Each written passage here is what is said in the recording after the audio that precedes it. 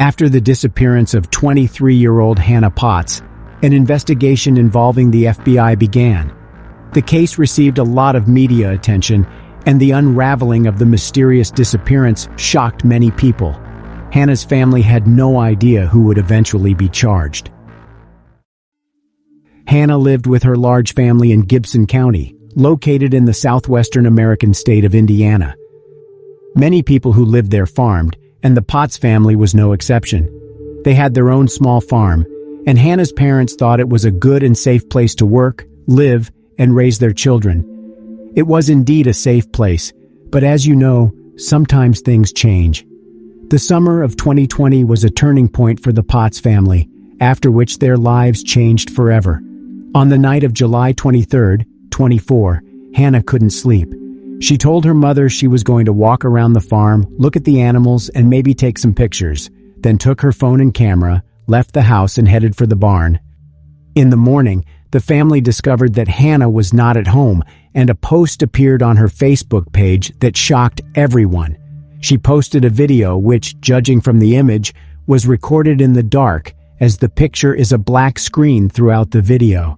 Let's listen to her heart-wrenching plea. Mom, are you there? Hello? Mom, if you can hear me, please say something. I really need to hear your voice. Something's happened. I was out taking those pictures of animals.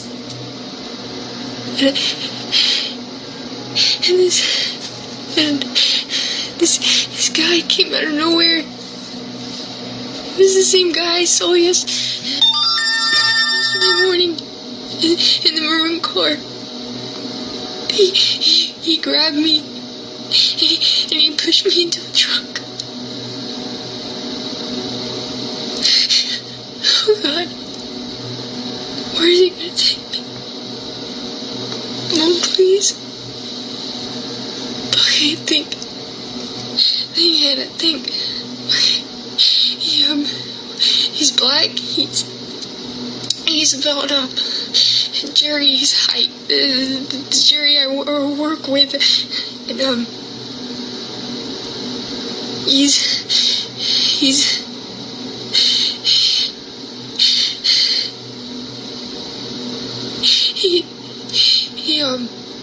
his voice is deep, and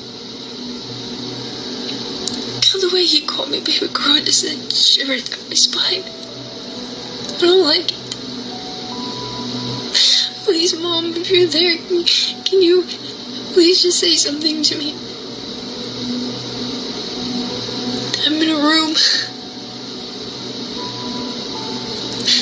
There's a little light, 4 walls, and okay. I don't think they know I have the phone, so you gotta tell you gotta tell the cops everything. That you gotta show them this video so maybe they can find me. And I don't know. What did he say? He said something about Ohio. Oh God, Mom, I love you. Tell Dad I love him too. Take care of Jinxie for me.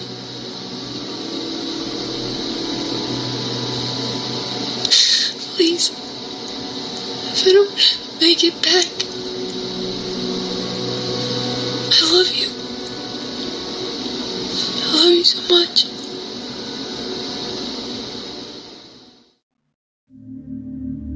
Hannah's parents immediately contacted the police, taking into account all the circumstances and the fact that in such cases even minutes can change everything. The FBI got involved in the case. The video quickly went viral on social media, and the same day Hannah's kidnapping was covered by the country's major TV stations. Extensive media and social media publicity helped attract a large number of volunteers who, along with the Potts family, distributed several thousand informational flyers on the first day, reporting that Hannah was last seen at home around 2 a.m. She was wearing a gray shirt and sports pants. It was also reported that the person who abducted her was driving a maroon car. Police appealed for anyone with any information to come forward. Hannah's family utilized every possible resource to locate her. One of these resources was social media, through which information about the kidnapping spread with great speed. Hannah had a twin sister named Lauren, and she published a post calling for help, which stated, "With a broken heart, I never thought I would ever be posting something like this. I need help, Facebook friends. Please share this post. Share this photo. Please help us." My twin sister, Hannah, posted a video describing she had been kidnapped this morning.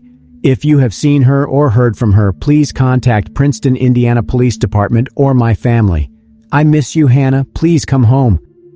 When the FBI tried to track Hannah's cell phone, they found that on the day of her abduction, a cell tower located about a couple miles from the Potts family home was receiving a signal from her phone. Hannah posted the video on her Facebook page around 6 a.m.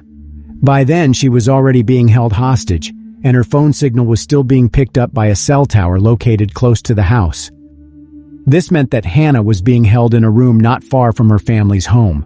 Police were desperately searching for a man in a maroon car, but it was impossible to find a man fitting that description living within a 5-mile radius of the Potts family home.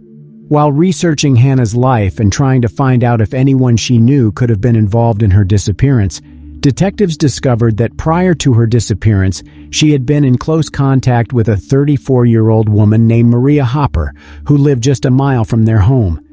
When investigators arrived to speak to Maria, she confirmed that she knew Hannah, but said she had last seen her a few days before the abduction.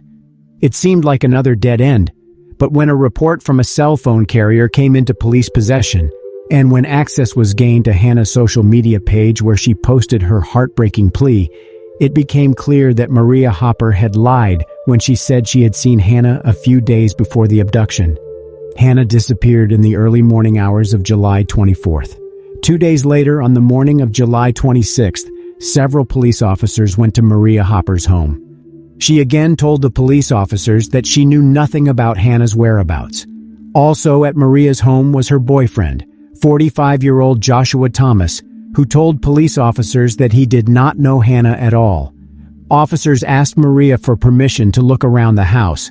Reluctantly, the woman did give her consent, but immediately stated that Hannah was not in her house.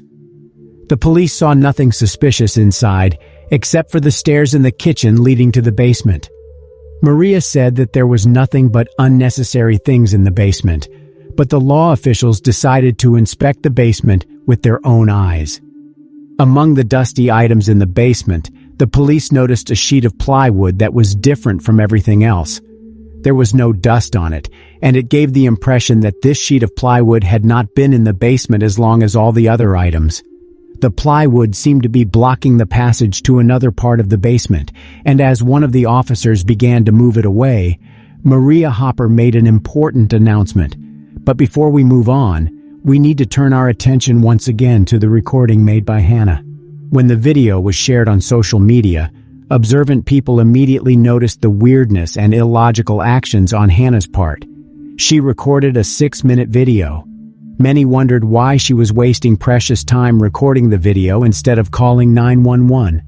Why didn't the kidnapper search her and take her phone? What was she even going to take pictures of at the farm at 2 a.m? While recording the message, she initially said she was kidnapped by a man, but after a few minutes, Hannah is heard saying "they," as if there were multiple kidnappers. She logged onto social media, so she had internet access at the location where she was being held and could have pinpointed her location, but for some reason, she didn't. Of course, the authorities also paid attention to all these oddities, but because everyone behaves differently under stress, the investigation was in full force, and until proven otherwise, Hannah's disappearance was considered a kidnapping. The truth was revealed when the police gained access to Hannah and Maria Hopper's correspondence. When the officer wanted to see what was behind a sheet of plywood in the basement of Maria's house, she admitted that Hannah was hiding there. The police officer pushed the plywood aside and ordered her to come toward him. When Hannah came into the light, The officer saw that she had fully functioning handcuffs on her right wrist and fully functioning shackles binding her ankles. The young woman immediately admitted to police officers that no one had kidnapped her and that she was sitting in the basement of her own free will. As it turned out, Hannah had planned her own kidnapping, in which she was assisted by Maria Hopper and Joshua Thomas. This became clear from their correspondence on social media networks. The tone, content, and context of the messages read similar to a fantasy fiction story, police wrote in the arrest records. All three were taken to the police station for further investigation. Of course, the question on everyone's mind was, why did she do it? Hannah told the investigators that she was writing a book and had decided to stage her own kidnapping for inspiration and to learn how kidnapped victims feel. Maria and Joshua were characters in her story and helped her organize everything. They hid her in their basement, brought her food and drinks, and according to Hannah's own direction, destroyed her cell phone so the police couldn't trace it. The heartbreaking video that Hannah posted on her Facebook page was pre-recorded, and according to Hannah herself, she rehearsed for about a week before recording it. None of her family members knew what she was up to, and after the truth was revealed, the Potts family apologized to everyone who helped in the search and to everyone who was worried about Hannah. Her sister Brittany wrote a public apology on her social media page. In particular, it included these words: "As news is getting out there about Hannah being found, I need to make a public statement addressing it. I publicly disown nor want nothing to do with my sister going forward. She is dead to me. I hope she is prosecuted to the fullest extent of the law. My family feel extremely embarrassed and hurt by her actions, and the fact she tried pinning this on a person of color. I pray no black man with a maroon-colored car was targeted due to her blatant lie. She has caused so much grief to my family and others, and for that, shame on you, Hannah. You made my 6-year-old son cry thinking something bad had happened to you. My 6-year-old baby that loved you so much. I hope you are prosecuted to the fullest extent. I have no words. I just feel like I owe the public an apology. I am so angry and embarrassed." While in the basement of her friend's home, Hannah kept a personal journal in which she admitted that she knew her social media post would go viral. Hannah